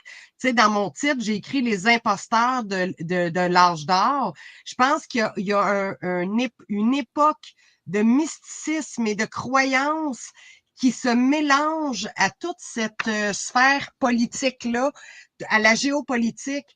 Parce que si on regarde juste 2025, là, il y a Alice Bailey qui a prédit d'abord l'âge d'or, c'est Donald Trump, au moins à 3 reprises qu'il l'a dit dans le mois de décembre. L'âge d'or est arrivé. Et l'âge d'or, ce qu'il faut comprendre, c'est que c'est un signal. C'est un signal entre membres d'une certaine élite de plusieurs religions ou philosophies. Ça rejoint le Nouvel Âge, ça rejoint la maçonnerie, ça rejoint la Kabbale juive, ça rejoint le judaïsme, ça rejoint le gnosticisme. L'âge d'or a sa connotation. D'ailleurs, je me suis écrit un peu l'équivalent. Donald Trump qui nous annonce un âge d'or avec Elon Musk qui a tweeté le lendemain de son élection, Nava Sordo Seclerum, ça vient du dollar américain, le grand saut, j'ai fait des émissions là-dessus, je ne veux pas tant me répéter. Mais c'est vraiment très important de comprendre que ces hommes-là, dans les hauts niveaux, on parle de banquiers, mais on parle aussi de hauts dirigeants politiques et religieux qui s'attendent dans leur conviction spirituelle à une nouvelle ère, un nouveau monde, un nouvel éon. Est-ce que tu fais un lien, toi, avec la Fédération intergalactique, les White Hats? C'est la même affaire, c'est ça. C'est la même équipe qui a monté tout ça. Et là, justement, tu aurais les extraterrestres qui arrivent avec le gros show de boucan qui s'en vient. Donc, il y a peut-être un lien intéressant à faire. Là. Qui sont l'émanation de notre conscience supérieure, mais ça va plus loin que ça. Il y a la maçonnerie, il parle de l'obscurité à la lumière. Fait que là, on est comme dans l'ère du Caligula, l'âge des ténèbres, et on s'en va vers l'âge d'or qui est décrit comme étant une ère de prospérité mondiale, de paix, de sécurité, d'abondance. Ça sort de la bouche du cheval. Donald Trump arrête pas de nous parler de ça. Hein? J'ai pas compris. Non, je disais c'est Kali Yuga pour les auditeurs, parce que tu as dit Caligula, et Caligula, c'est César. Tu as raison, absolument raison. Il y a Alice Bailey, qui est une théosophe, qui a prédit qu'en 2025, Maitreya ferait son apparition, le grand instructeur mondial. Et les Juifs préparent l'arrivée du Mashiach, préparent le retour, pas le retour, mais l'arrivée. Parce que c'est pas le retour de Jésus, bien évidemment. Ils attendent encore leur Messie. Le judaïsme rabbinique ou kabbaliste attendent le Tikkun Olam qui va amener le royaume de Dieu sur la terre avec un peuple sélectionné, un peuple prêtre ou un peuple élite, la maison de Salomon, qui va régner sur toute la terre. Dans le Nouvel Âge, on parle du Great Awakening. Ça, c'est plus Maga qui a implanté ce programme-là avec le Nessara Gessara. Paix, sécurité, prospérité, c'est dit de la bouche de Donald Trump et de plein tu avais d'ailleurs, Isabelle, fait une vidéo là-dessus. Il faudrait quasiment que tu le mettes dans le lien. Tu avais tout bien expliqué ça dans un de tes vidéos. Là. Absolument. Mais c'est parce qu'il faut comprendre que tout ça a un lien. Le nouvel éon, c'est le gnosticisme. La nouvelle Atlantide de Francis Bacon, c'est lui qui a prédit qu'il y aurait la maison de Salomon, ça vient de son livre, que c'est une élite qui va diriger la planète dans un cadre moral d'où interviennent les lois noaïdes dont je parle souvent. Netanyahou prépare le Grand Israël, il le nomme pas comme ça, mais il pense, Netanyahou, qui va rétablir les dimensions ou la terre promise de Genèse 15, 16, 17, Mais la terre promise, c'est fini. Elle n'appartient plus à Israël. C'est du passé. Elle va appartenir plus tard je veux pas rentrer dans la scatologie, mais c'est complètement faux ce qui est en train de se passer. On est en train d'abattre des peuples, des civilisations pour installer un royaume de paix, sécurité et prospérité, ce que Netanyahou appelle le nouveau Moyen-Orient, puis il nous montre la carte, là. C'est pas une théorie complotiste, là. Et Mais le rôle de Trump et de son administration et de sa gang là-dedans, tu pourrais peut-être faire le lien aussi avec Cyrus. absolument, le roi Cyrus, qui est réputé avoir libéré le peuple juif et avoir permis la reconstruction du temple de Jérusalem, ben, il l'appelle le roi Cyrus Donald Trump. Ils ont même mis sa face sur une médaille de l'Institut du Temple en disant qu'il va faciliter la reconstruction du temple de Jérusalem, qui est à la veille d'être bâti. Tout est prêt. Ils attendent, selon ce que je comprends des Juifs rabbiniques, ils attendent la guerre de Gog et Magog, donc l'attaque sur l'Iran, qui est une menace régionale qui ne peut pas subsister. Un Iran nucléaire ne peut pas cohabiter dans le nouveau Moyen-Orient. Ils doivent éliminer la menace iranienne. Et les Juifs rabbiniques parlent de la guerre de Gog et Magog, d'Ézéchiel 38-39, qui va des nations qui vont fondre sur Israël et qui vont détruire, mais Dieu va intervenir surnaturellement. Bon, si vous lisez la prophétie, mais en fait, c'est Dieu qui va hameçonner les ennemis d'Israël pour châtier la nation d'Israël. Ça, les pasteurs en parlent pas bien souvent de ça. Alors, il y a des enjeux, là, mais tellement d'enjeux géopolitiques, religieux, spirituels, mystique, c'est énorme, c'est tellement complexe. Et c'est ça.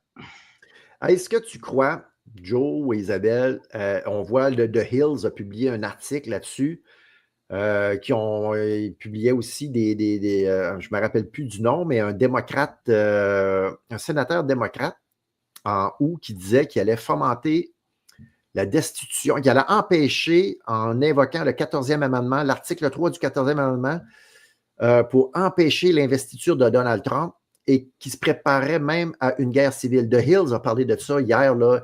Est-ce que tu crois que tout ça, un peu comme les faux attentats, servirait juste à, mais sous quel motif? à hisser Donald Trump au rang de martyr? Mais attends un peu, sous quel motif qu'il pourrait le destituer? Ah, parce que selon l'article 3 du 14e amendement de la Constitution des États-Unis, une personne qui aurait été l'ennemi des États-Unis ne peut pas se présenter, il ne peut pas siéger, il ne peut pas être président. Et Donald Trump, à cause qu'il aurait abrité ou protégé le 6 janvier, il y aurait, lors de l'assaut du Capitole. L'insurrection, oui. C'est ça. Mais il a été blanchi de ça. Mais ça serait là-dessus, là, c'est ce qu'il disait dans l'article, ça serait là-dessus qui s'appuierait pour... Il devait plus faire une troisième guerre mondiale avant qu'une guerre civile, moi. Mais tu comprends que ça ne fait pas de sens compte tenu de tout ce que tu viens de dire, du rôle crucial que Donald Trump doit jouer dans les années à venir. Ça ne fait pas de sens que Donald Trump ne puisse pas être... Oui, mais il est jetable, t'inquiète. Ils peuvent s'en servir pour le moment où ils en ont besoin, puis ils peuvent le jeter. Bien, absolument. Okay. Absolument. Absolument. Ils peuvent le jeter. Moi, je pense qu'il y a encore un pseudo-insurrection, oui, c'est une pseudo-insurrection. Écoute, c'est organisé de toutes pièces. Écoute, moi, j'ai l'impression que tout ça, c'est une pièce de théâtre. Je rajouterais même que le CFR, le Council of Foreign Relations, il y a à peu près 500 membres là-dedans. Ils font, eux autres qui téléguident tous les congressmen. Tu en as la moitié ils proviennent tous du CFR, c'est des hommes de main, et ils choisissent qui va faire tel boulot. C'est eux qui décident qui va être élu. Il n'y a pas de démocratie en ce sens que, OK, c'est les démocrates qui sont bons, les républicains sont moins bons, puis là, ils nous font miroiter des fausses guerres comme ça. Mais c'est toute la même, c'est deux faces d'une même pièce qui est pilotée par les gens du CFR, le Council of Foreign Relations. Il faut s'informer là-dessus. Donc, tout ça, depuis le début, c'est une pièce de théâtre. C'est là pour nous divertir, pour nous empêcher de voir un peu ce qu'Isabelle nous a présenté. Tu sais. Et, alors, quand tu sais ça, tu dis, ben, l'insurrection, s'il y en a, ben, pas l'insurrection, mais s'il y a une tentative de destitution contre Donald Trump, c'est du spectacle, tu sais, parce que c'est décidé par la même gang. Tu sais. Alors, c'est ça. Joe, ça le démange, là. Il y a de quoi à dire. Oui, je me tais, là. Non, mais ça fait déjà plusieurs fois, je me dis, j'aurais pu rebondir. Moi, de toute façon, que ce soit une pièce de théâtre ou la confusion, dans les deux cas, ça reste des dirigeants que je ne veux pas suivre. Donc, est-ce que je vais continuer à me laisser fasciner par leurs aventures?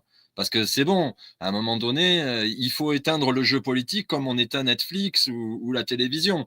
Il arrive un moment où, bon, peu importe de toute façon les scénarios qu'ils vont nous écrire, à la sortie, c'est le transhumanisme théocratique en version sataniste. Donc, peu importe finalement, c'est juste, on peut même presque regarder ça comme un feuilleton en disant, voyons à quelle sauce ils vont essayer de les manger demain, quoi. Mais voilà, tu parlais du CFR. Encore une fois, on revient dans la fine équipe. Hein. Et puisque aujourd'hui on est à l'époque de Musk, des IA, du transhumanisme et de toutes ces choses-là, je peux peut-être rappeler que je parlais de la cybernétique lors de mon émission qu'on avait tournée il y a longtemps, au tout début, sur le putsch du transhumanisme. Et donc, je parlais de cybernétique à l'occasion. Je disais que maintenant, je peux ajouter que la mauvaise graine de l'intelligence artificielle, par exemple, elle date aussi des années 70 avec la cybernétique qui a fait son apparition sous l'égide britannique avec des personnes telles que Norbert Wiener, par exemple, un scientifique œuvrant pour le compte du Lord Bertrand Russell. Et donc, ce Norbert Wiener travaillait lui-même sur le système du radar qui avait été préalablement mis au point par Henry Tizard, donc président du comité de recherche sur la politique de défense du Royaume-Uni, secrétaire aux affaires étrangères de la Royal Society britannique entre 1940 et 1945 et président du Magdalena College d'Oxford voilà. En 1940, Tizard dirigea la mission scientifique à Washington avec l'ambassade britannique aux États-Unis, le Lord Lothian. Donc, on voit encore une fois, Washington, c'est toujours la même clique, la même période, les mêmes services, des gens qui sont à la tête de toutes les organisations. Et c'est bien là que se sont rencontrés ceux qui procureront finalement les outils que nous avons vu émerger ces dernières décennies, puisque depuis les outils de contrôle géographique et physique, donc les capteurs, hein, pour faire de la surveillance, jusqu'au contrôle psychologique et mental, puisque c'est à peu près là hein, que cette première réalité de décentraliser le poste de commande dans quelque chose qui va gérer tout le monde de manière commune, du communisme piloté par IA, en fait, hein, pour le dire beaucoup plus simplement. Cette idée-là, elle naît par exemple, ou elle est, disons, avancée, elle est propulsée à l'époque de la Rand Corporation, qui a été créée en 1946 et qui avait précisément pour but de confisquer la direction des élus et de confier les pouvoirs aux scientifiques et à leurs méthodes. Donc, le premier directeur de la Rand sera Robert Stanton, président de la CBS et membre du CFR et directeur de l'expérience psychologique à grande échelle, donc de la diffusion de la guerre des mondes dont je parlais tout à l'heure, puisqu'il était co-directeur de la Princeton Radio Research, qui a donc diffusé sur la CBS.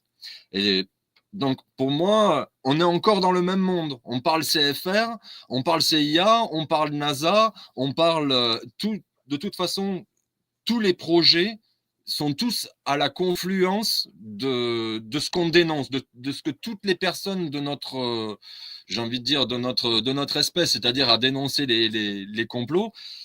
Voilà, ils sont tous là. Tous les projets naissent là et aujourd'hui, on a tous les développements de leurs projets sous nos yeux. Que ce soit des acteurs politiques, que ce soit des technologies, que ce soit des idéologies qui traînent dans la tête des masses, que ce soit tout démarre de là. Mais moi, je pense que Joe, l'ultime, là, c'est d'amener les gens de mettre les populations à genoux pour qu'on puisse faire partie de leur système. Nous devrons cautionner un système unique qui va être l'identité numérique. Hein. Je pense que je ne l'apprendrai pas à personne. Mais il faudra se soumettre au dictat de l'État.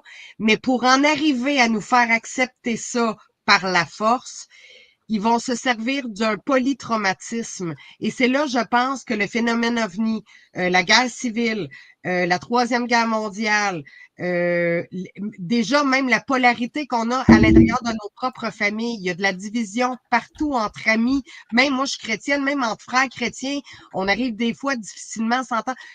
C'est de créer le chaos. Et du chaos, ils vont installer l'ordre. Hein? Ordo ab chaos, on connaît le leitmotiv. Et moi, je pense que c'est un polytraumatisme qu'ils veulent infliger à l'humanité. Et il faut être prêt à y faire face. Puis comment on peut être prêt, je ne sais pas. Tu sais, je peux pas dire que je suis prête au chaos. Ça serait vraiment débile que je dise une chose comme ça.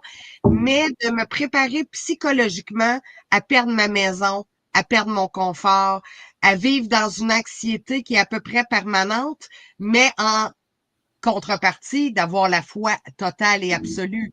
Parce que ça, c'est des émotions humaines. Mais c'est là que pour moi, la foi va entrer en ligne de compte. Mais je pense que les gens doivent se préparer à voir notre société s'effondrer totalement. Puis je sais que c'est pas le fun ce que je dis, mais c'est jamais le fun ce que je dis de toute façon. Puis je suis pas là pour faire plaisir aux oreilles. Il y a des clubs positifs pour le faire. Mais ce que je veux dire, c'est qu'il faut se préparer à un choc de taille avec courage puis avec force. C'est sûr, c'est difficile parce qu'il y a des gens qui vivent seuls, il y a des gens qui sont déjà très vulnérables, très affaiblis, mais ultimement, je pense ils vont jouer la carte du chaos, Puis là, on est à l'époque pré-dystopique. Ben écoute, Isabelle, sans aller trop dans le détail, je veux dire, le système économique, il est tenu à bout de force, à bout de bras, ça tient sur une ligne. On ne comprend pas comment ça tient encore. Ça tient, c'est ça. Quand ils vont être prêts, ils vont le laisser aller. Juste ça, c'est suffisant pour quiconque a 2 neurones encore fonctionnels dans le cerveau, de comprendre que ça va être le chaos. Je veux dire, quand le système va arrêter, je veux dire, tes cartes de crédit ne marchent plus, les banques vont fermer, les épiceries vont se vider. Je veux dire, si tu n'as pas compris ça encore aujourd'hui, surtout si vous nous écoutez depuis longtemps, ben, écoute, c'est parce que vous avez un problème. Vous avez un problème. Je veux dire, tu ne peux pas maintenir ce système économique-là encore très, très, très, très longtemps. Là, ils nous ont préparé, ils nous ont parlé du Great Reset. C'est sûr que ça va arriver.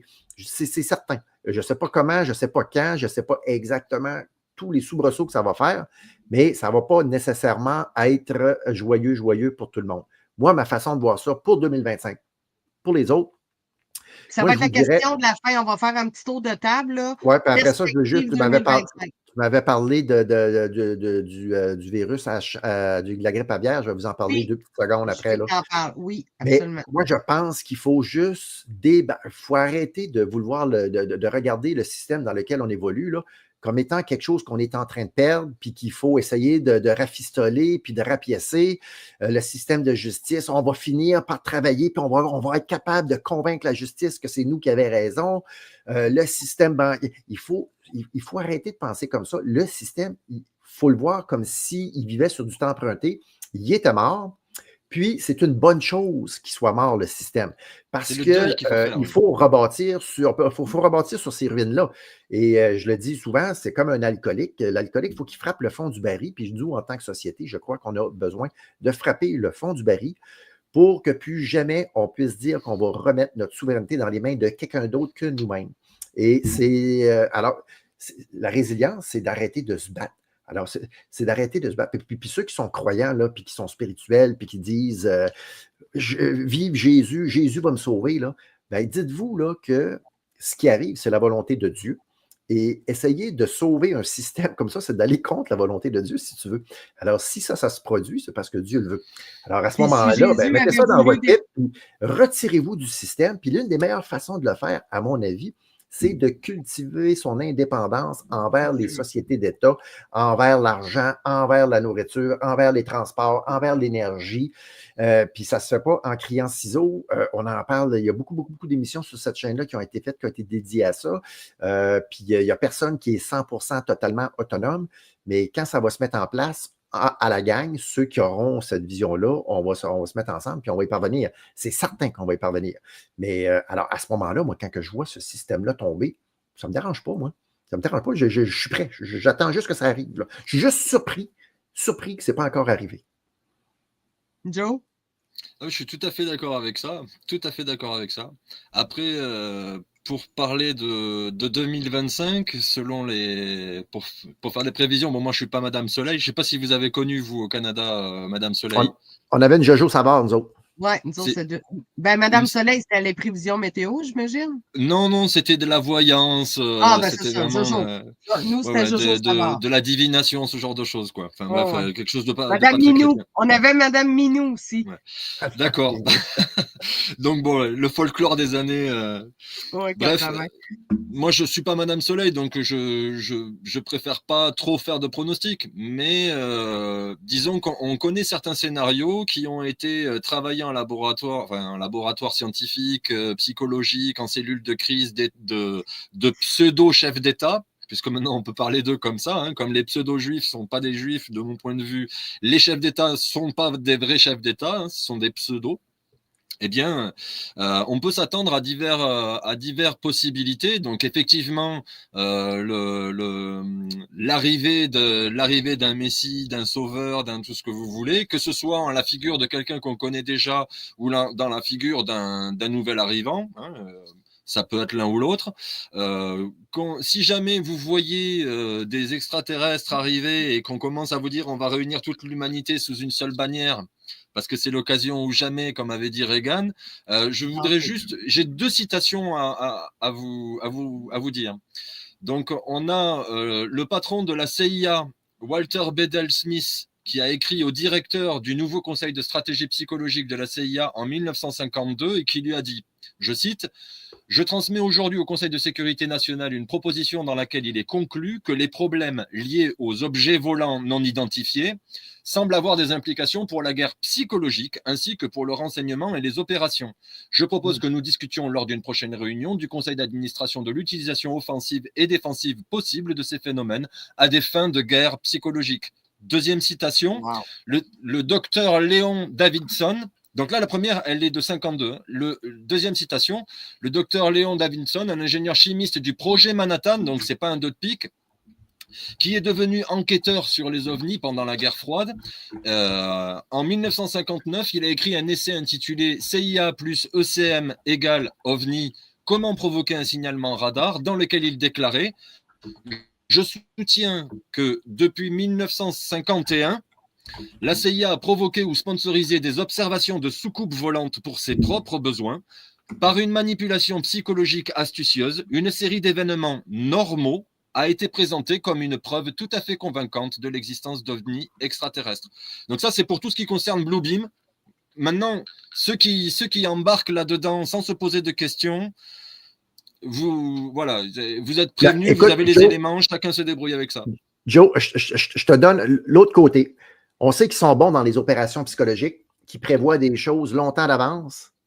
Et on sait que si on était capable de mettre la main sur quelque chose qui est l'antigravité, une énergie libre, donc soit avec l'antimatière ou l'hypendium ou des choses comme ça, si on était capable de mettre la main là-dessus, je veux dire, l'élite perdrait complètement leur emprise sur les esclaves que nous sommes, puisqu'on serait capable d'avoir une énergie gratuite. Alors, est-ce qu'il serait possible qu'ils puissent mettre ça, dire, OK, ça n'existe pas, tout ça est organisé par nous, donc quand vous allez en voir, dites-vous pas que c'est vrai, c'est une opération psychologique. Alors, ils pourraient faire ça aussi.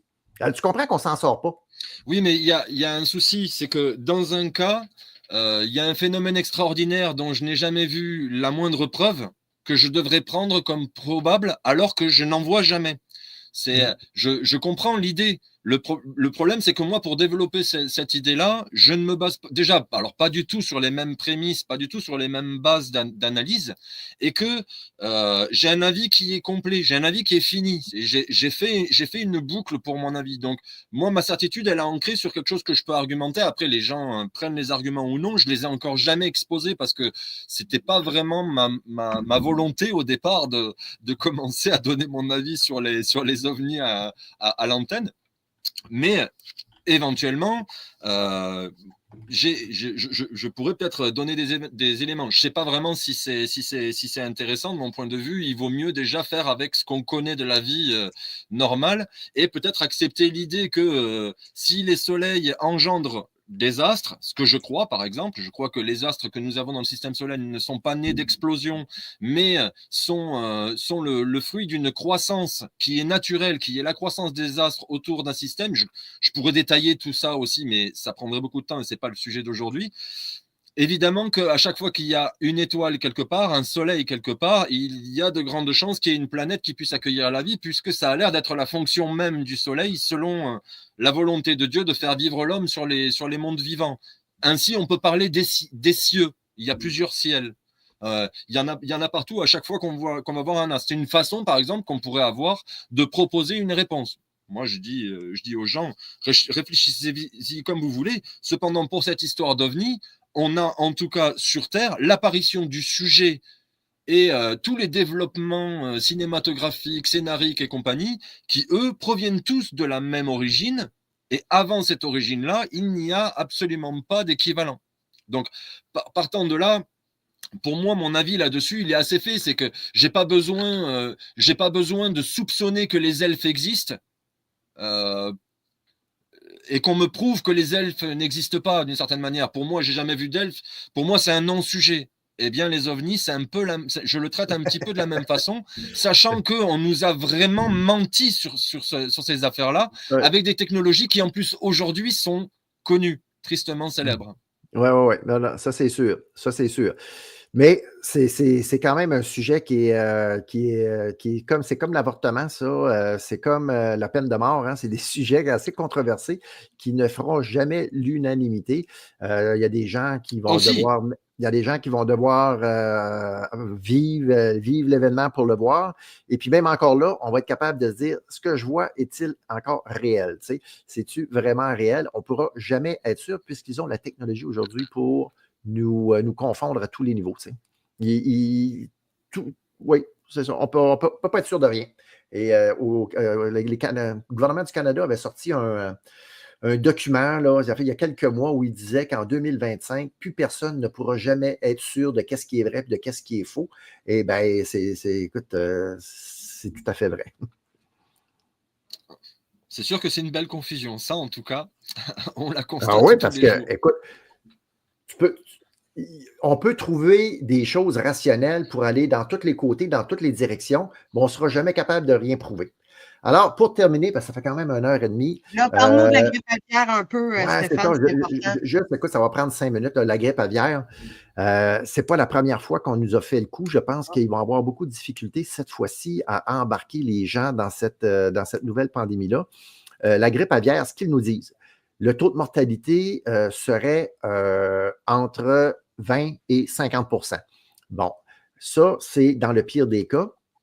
Le problème avec la grippe aviaire, c'est un influenza, ce n'est pas un coronavirus. Et l'influenza, normalement, il infecte l'inférieur au niveau, la partie basse des poumons. Et là, ils sont en train, puis ils ne sont pas capables d'y arriver, puis on n'y est pas encore. On connaît dans la région, il y a une protéine, l'hémagglutinine, c'est un peu comme la spike du coronavirus. C'est celle-là qui reconnaît la clé du récepteur. Elle n'est pas adaptée encore à se brancher sur l'hémagglutinine humaine. Puis, ils connaissent des régions à peu près qui sont responsables de ça, mais ils ne sont pas capables encore de faire un virus qui est capable de se coller là-dessus, d'être internalisé dans la cellule, exporté via les neuraminidase, et puis d'infecter d'autres humains. Il est là le problème. Alors, ce qu'ils ont fait pour essayer d'arriver à faire ça, c'est qu'ils ont créé dans la nature une pression sélective énorme, exactement comme ils ont fait avec le SARS-CoV-2, c'est-à-dire qu'ils ont vacciné les animaux at large. Ils ont vacciné les poulets, les chevaux, les vaches, tous les animaux. Alors, en faisant ça, c'est qu'on force le virus à muter. Donc, en fait, ce qu'on fait, c'est qu'on inhibe les virus qui sont sensibles au vaccin. Donc, on laisse le territoire, la place à des virus qui auront une mutation quelconque d'émerger et d'infecter un humain. Et à ce moment-là, ce virus-là, il va peut-être manquer une ou deux mutations. Puis là, paf, on se met à infecter d'humain à l'humain.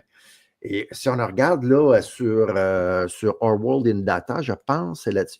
Écoute, on a des infections d'humains, peut-être une cinquantaine seulement en 2024. C'est pas beaucoup, 50, là. Puis, c'est toutes des infections de gens qui travaillaient dans les fermes, qui ont contracté ça. Probablement qu'ils en ont épandu, je ne peux pas te le garantir, mais il y a quand même du virus de la grippe aviaire qui se répand chez nos animaux, qui se promène chez nos animaux. Ils les ont vaccinés et les gens qui travaillent avec ces animaux-là, de temps en temps, tombent malades. Mais il n'y a pas de transmission humaine soutenue. Il peut y avoir un humain à un humain, donc ça prend énormément de virus, une grosse charge virale, l'autre développe une maladie, mais on est encore dans les voies inférieures. Donc, c'est beaucoup moins contagieux. Alors là, ce qu'ils attendent, c'est un peu comme quand on a eu l'Omicron, l'Omicron s'est mis à se développer dans les voies aériennes supérieures. Donc, beaucoup plus facile de le disséminer via des aérosols. Et c'est ça qu'ils essaient de faire en ensemençant du virus, en mettant une pression, pas en ensemençant le virus, mais en mettant une pression sélective très, très, très forte chez la population animale pour que ces mutations-là surviennent et qu'on puisse avoir une propagation à large échelle, entre humain à humain. Bon, je ne sais pas si c'est suffisamment clair, là. C'est la première fois que je l'explique, donc les mots pour le dire ne sont pas venus aussi aisément que je l'aurais voulu. Mais en gros, c'est un petit peu ça. Puis aujourd'hui, ce n'est pas ça qu'on voit. Donc, moi, présentement, quand on va voir les cas chez les humains monter en flèche, généralement, si ça arrive, la mortalité devrait baisser comme ça. Et puis, peut-être pour venir, je ne sais pas, peut-être 1, 2, 3, 4, j'ai aucune idée, 4-5 %. On n'aura pas du 50-60 % là, comme ils nous disent, là, ou du 20 à 50 %. Je ne pense pas qu'on va voir ça. Alors, moi, présentement, ça ne m'inquiète pas pantoute. Puis, si ils avaient été capables de le faire, ça, là, vous pouvez être certain qu'on l'aurait déjà d'impact. Ils ont peut-être un timing, ils ont peut-être un timing avec l'effondrement économique, puis une instabilité politique internationale. Puis, oui, il y a peut-être ça aussi. Je ne suis pas dans le secret des dieux, mais moi, ce qui me fait penser qu'ils ne sont pas capables de faire ce virus-là encore, c'est qu'ils sont allés mettre une pression sélective très, très, très forte chez tous les animaux pour forcer le virus à muter. Alors, tu sais, quand tu as, je ne sais pas, moi, tu as 50, 60 acides aminés. Chaque acide aminé est codé par 3 codons. Et c'est une combinaison de toutes ces mutations-là qui pourraient arriver à la recette spéciale. Il n'y a rien de mieux que de le faire aux vivants, aux animaux, qui, eux, vont produire des milliards de virions à chaque infection. Alors que dans les laboratoires, tester chaque mutation une après l'autre, ça fait des milliards et des milliards et des milliards. Ils ne sont juste pas capables. Donc là, ils vont à tâtons. Au lieu d'y aller à tâtons comme ça, puis de pogner sur. Ils donnent ça dans la nature, puis qu'advienne que pourra, tu sais. Moi, j'ai pour l'impression l'instant, ce que tu nous dis, c'est que c'est rien d'inquiétant. Par contre, on voit les balbutiements de ce qui pourrait devenir une pandémie de grippe aviaire mondiale. Ben, écoute, si on n'avait pas eu les médias, probablement qu'on aurait le coronavirus, le SARS-CoV-2, aurait probablement pas passé sous silence. On n'en aurait probablement pas vraiment parlé parce que ça ne faisait pas tant de morts que ça. Puis en 2016, juste le mois de février, on avait eu 2600 morts ou 2200 morts juste pour un mois en 2016, puis personne n'avait parlé. C'est juste au mois de mai suivant que là, ils se sont rendus compte, voyons, qu'est-ce qui s'est passé? Il y a bien eu des morts, tu sais.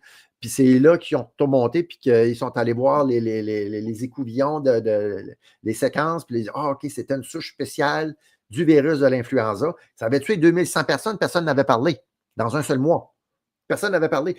Alors là, pourquoi je dis ça? C'est parce que s'ils veulent créer encore une pandémie de peur, c'est pour ça que je pense que ça ne pognera pas. Là, je dis, tu as au moins 30, 40, peut-être 50 % de la population qui ne vont pas embarquer facilement dans une propagande de peur. Ça va prendre des morts en tabarouette là, pour faire mettre des masques aux gens, là, puis de faire fermer les commerces. Oui, mais juste d'abattre les cheptels d'animaux, mettons, qui abattent tous les poulaillers, là, voyons, les élevages, là, déjà, tu peux avoir... ça peut être sévère. Mais ça, ils l'ont fait, ils l'ont déjà fait. Alors, ce que ça crée une pression inflationniste incroyable. Donc, les gens ont de plus en plus de la misère en fait, ce que ça fait, c'est que ça rend les gens encore plus dépendants du gouvernement et ça pousse vers le communisme, là, vers le revenu universel d'Elon Musk, tout ça. Mais ça n'a pas rapport vraiment, ça, à l'émergence d'un virus contagieux et mortel, le fait qu'on tue des Non, non, cheptels non, je suis entiers. d'accord. Je suis d'accord. Je suis d'accord, c'est juste qu'ils peuvent aller même jusqu'à interdire l'élevage domestique, là.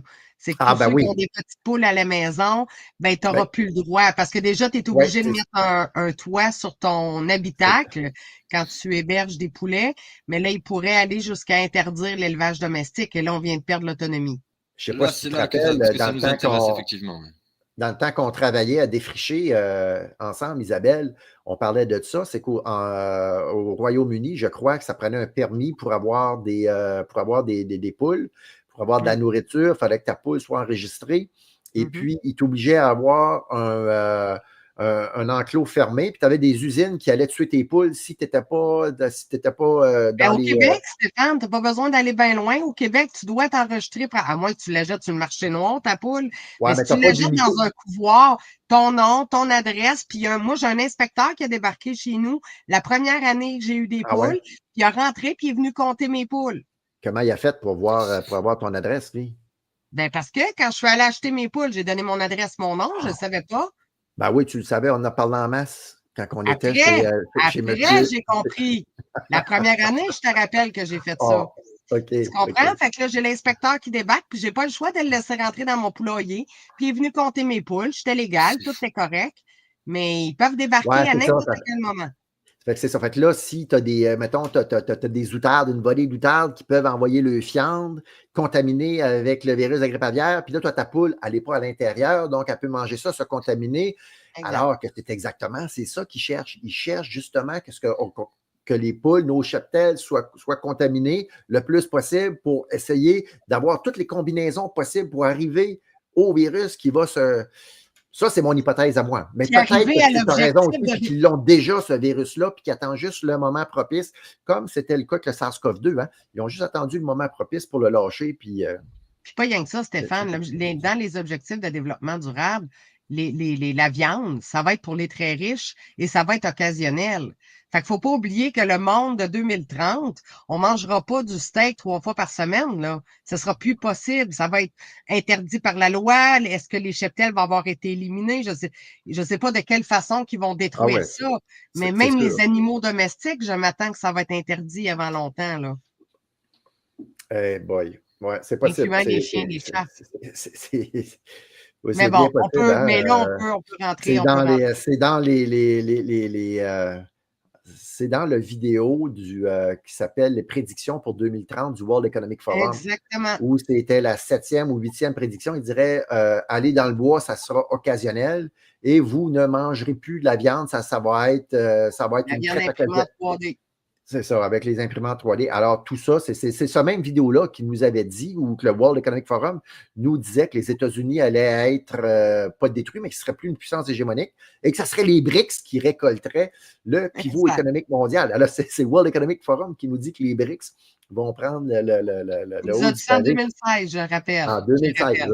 En Hey, 2016. en terminant, les gars, un dernier mot sur. Ben moi, si je veux parler de 2025, on ne fait pas de prédiction parce qu'on a déjà fait des allusions, moi puis Stéphane. Joe, peut-être moins, mais avec Stéphane, on s'est aventuré puis on s'est planté. Tout Hein, le on temps. s'est trompé. Tout le temps. On a placé les événements trop près alors Ah, que oui. le système tient encore sur le respirateur artificiel. Fait que Hey, visiblement, quelqu'un doit déconnecter la prise de courant et ce n'est pas encore le moment. Par Je me contre, rappelle en 2020, on se parlait et on disait écoute, asti que ça va vite, asti que ça va vite, hey, ça va vite. Et finalement, on est en on ne fêtera pas 2025. Noël cette année.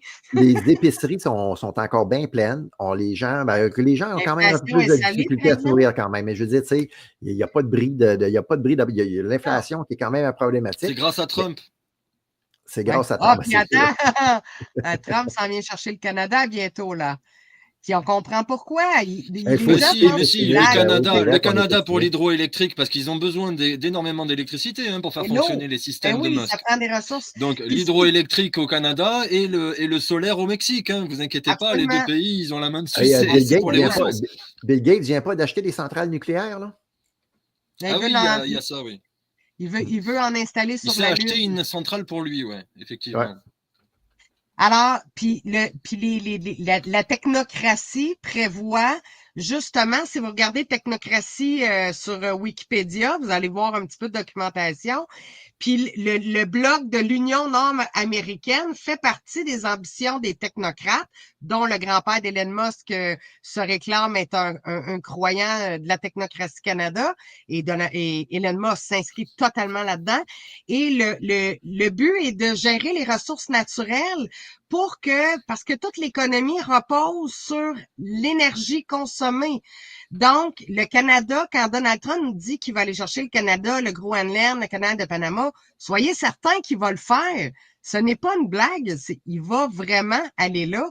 Puis on a même des Québécois qui sont d'accord avec ça et qui nous disent dans des vidéos d'adhérer à cette belle idée de faire partie des États-Unis d'Amérique.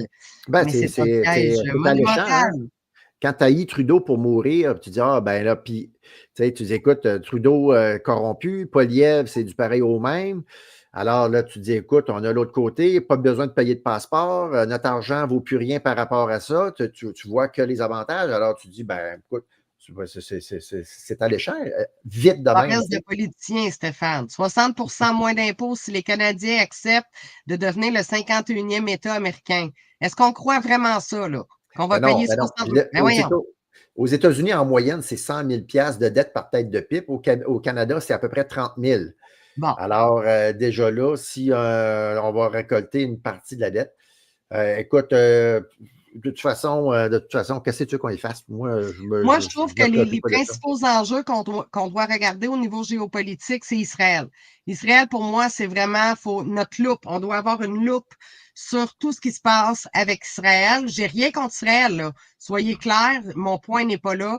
C'est juste que Israël est le cœur de l'humanité et tout ce qui se passe dans le monde tourne autour d'Israël. Juin 2025, il y a un sommet très important pour une solution à 2 États, soit d'un État palestinien avec un État israélien réconcilié, vivant dans la paix, la sécurité et la prospérité. Donc, ça, c'est à surveiller. Puis l'entente est prévue pour juin 2025. Ah ouais. Le sommet du globe, puis c'est Ben Salman et Macron qui vont discuter de ce sommet-là, qui vont être responsables de cette entente pacifique, de cette solution à 2 États. Donc c'est très important. Le sommet, il ne se passe pas grand-chose d'ici juin? Ben, c'est parce qu'on pourrait peut-être avoir une petite guerre avant. Ouais. Est-ce que l'Iran devra être maté avant juin? Ben, je suis pas dans le secret des dieux, Stéphane. Chose certaine, ils peuvent pas laisser l'Iran tel qu'elle est là. On l'a vu, la Syrie. Mais la Syrie, il y a un miracle incroyable qui s'est produit. Des rebelles ont permis à un terroriste de devenir le leader de la Syrie qui a promis de faire la paix avec Israël. Mais ça, c'est un miracle incroyable. Hein? Fait que là, avec l'Iran, ben là, je pense que la difficulté, c'est l'Iran nucléaire qui était à 60-70% de capacité d'enrichissement nucléaire. Moi, je pense que l'Iran est déjà capable de faire une bombe nucléaire, là, est allié à la Russie. Il y a à peu près 6 semaines, il y a eu un tremblement de terre qui avait toute la signature d'une explosion nucléaire dans un endroit qui était prévu pour les tests nucléaires. Et si ça, c'est un test nucléaire, donc c'est nécessairement l'Iran qui l'a. Donc, moi, je pense que c'est possible, mais je ne connais pas assez ça pour avoir un avis très éclairé sur le sujet, mais je veux dire, la possibilité est là. Tu sais. Il y a beaucoup d'enjeux. Joe, mot de la fin? Ben, comme toujours, hein, restez sur vos gardes, ne dépendez pas des institutions privées et publiques du plus que vous pouvez, du plus que vous pourrez. Cultivez votre lien social et faites du stock au cas où éventuellement ça vire vinaigre. Parce que vous l'ayez ou que vous l'ayez pas, la différence, elle se voit surtout le jour où tout part vinaigre. Et voilà, faites attention aux informations que vous consommez. Gardez un œil très attentif quand même. Hein, il ne s'agit pas de tout réfuter et essayez de sortir des clivages et donc apprenez à écouter tout le monde, y compris des gens qu'au premier abord vous voudriez pas écouter ou qui vous semblent peut-être pas forcément très sympathiques au premier abord, pour avoir au moins le maximum de sons de cloche différents lorsque vous vous intéressez à une question. Ah, c'est très sage. Stéphane, mot de la fin? J'en ai pas. Il me semble que j'ai tout dit, moi.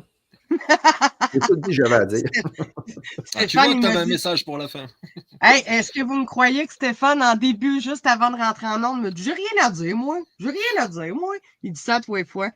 Puis je te rappelle que ça fait 2 heures qu'on est en onde. Non, mais c'est parce que non, mais je disais, c'est parce que toi puis Joe, vous êtes spécialistes dans des domaines que moi, je ne suis pas du tout, tu sais. Hey, t'es La spécialiste spiritualité, la dans d'autres religion, domaines. l'eschatologie, tu sais, j'ai pas vos connaissances. Je m'intéresse moins à ça, visiblement, donc je ne peux pas soutenir une conversation puis apporter de l'eau au moulin, comme on dit, là, quand ces sujets-là rentrent. Mais là, on a parlé c'est sûr que on a parlé d'autres choses, donc c'était plus facile pour moi. Ben absolument. Puis je pense que c'est ce qui fait la richesse de notre échange à 3. C'est qu'on a toutes nos forces, notre capacité d'analyse sur certains domaines. Et c'est la raison pour laquelle les gens aiment nous écouter. On a 3 couleurs différentes.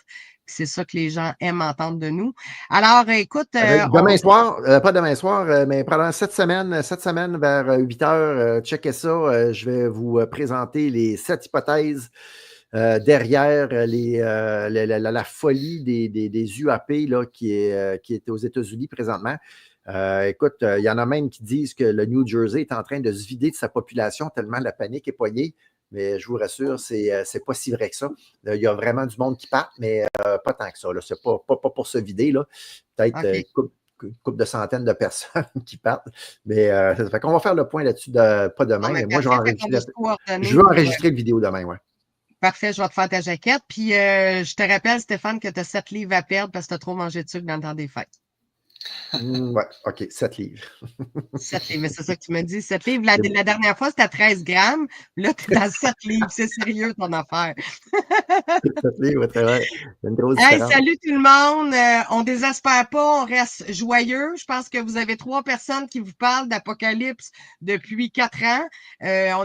On a couvert les sujets les plus débilitants, les plus anxiogènes. Et malgré ça, moi en tout cas, je suis profondément joyeuse et je vous connais tous les deux. Je sais que vous êtes des gens profondément joyeux. Fait que c'est pas une raison pour s'empiffrer dans toutes sortes d'addictions. Et non, il faut rester la tête être bien ancré, en fait, rester sain dans un corps sain pour être capable d'affronter la tempête quand elle va arriver. Puis de mon côté, ben moi, je vous dirais d'avoir la foi, de cultiver, de la demander. Elle n'intervient pas nécessairement à changer les choses, le cours des choses. Par contre, elle nous donne une force inépuisable, chose certaine. Je vous la souhaite. Bonne soirée tout le monde. À bientôt. Bye bye. Bonne soirée à tous. Salut.